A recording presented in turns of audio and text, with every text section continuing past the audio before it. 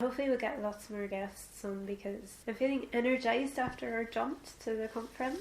That's just because it was hot. It was proper hot and I was in my element and I want to move to London immediately. For the record, just so that your listeners can get a bit of a sense of what type of... You want to tell them how many layers I've got on me at the end of April in Newcastle?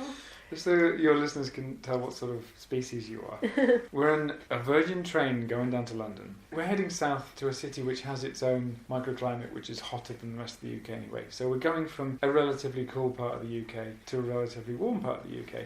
We're going there on this heatwave moment at the end of last week. So we're going in from a kind of 10, 11 degrees up to a kind of 22, 23 degrees part of the country. We're in a completely closed environment of a train where it was very sunny, so there's lots of sun coming in through the windows and getting trapped in there. Warm. And the AC was broken. And the air conditioning was broken. I was so happy. Yeah. So you're sitting there, and where a lot of us were going, blimey, it's getting quite hot in here, like, peeling off layers. You were just sitting there, kind of like a cat lying in the sun. Finally warm. Yeah. It's like, been 6 months. You're like you were like a lizard, a cold-blooded animal having to crawl out into the sun in the morning, I've warm got its a low blood. temperature. So you were warming yourself through the greenhouse-like phenomenon great. that was a train with most of its air conditioning broken. No, you got my free water, didn't you? I was, okay, and, right, I don't think you're willing to admit this. Guy comes around going, okay, no air conditioning, very sorry, everyone have some water. And I'm going, oh, blimey, thanks. And he handed me one for you as well, and I handed it over and you went, no, I'm rather enjoying this. So, like, you didn't want to even risk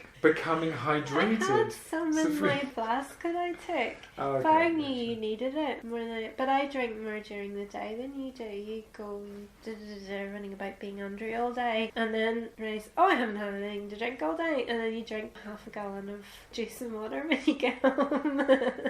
Okay, yeah, there's many variables in this. And of course, just before we went into the conference on Friday, we knew we were going to be indoors all day. And so you just went and stood in the sun for a bit. Up the sun for about 5 minutes solids. I refused to stand in the shade because I needed the heat. I needed to feel the sun on my skin. I'm not into tanning. I just need the heat on my body. I don't care about, in fact I usually cover up quite a bit in the sun. I just needed the warmth and the sunshine for the vitamin D. It was like Wally charging up. You did at one point go, ding.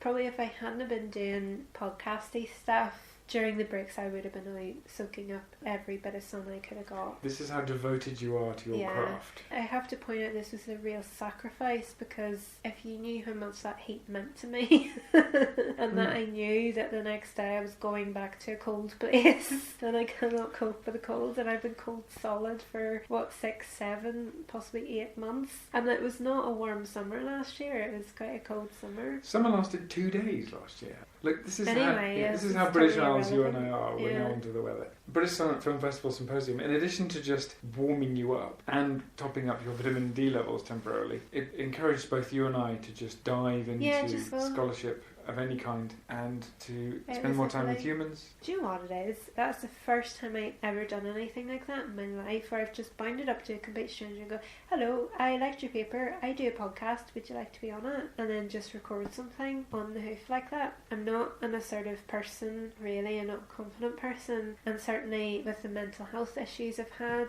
over the past while, I think I've really turned a leaf. In recent months I feel much better, but I had a really awful year in 2017 and I'm really sort of clawing my way back from that. So I feel like, do you know what, I did bloody well for that being my first time and having no training in that sort of thing. Probably transferable stuff, but not like that kind of thing. And I think it went well, and I'm happy with the episodes, and I hope they've been useful to people. More of the same. I really want to do more of the same, so I'm going to start contacting people and pull my resources, really, because I know so many great people out there. You have always struck me as having quite an extensive network of humans. You were bounding up to people like a little audio monkey by the end of the conference. You really got the bug for it. It was really good fun, yeah. I mean, if it had gone on for another day, it's one of those things where it's difficult to get the word around, and I'm an outsider to that. And it was such a nice conference. It was a friendly conference. conference, so I felt a bit more able to just go up to people because everybody was welcoming, everybody was happy to say hello and to chat. You know, at no point did I ever feel isolated or anything. There are many conferences where it's totally my thing and I felt entirely isolated and peripheral. It was such a warm, friendly conference to be in, so it was the perfect testing ground for me doing that kind of thing,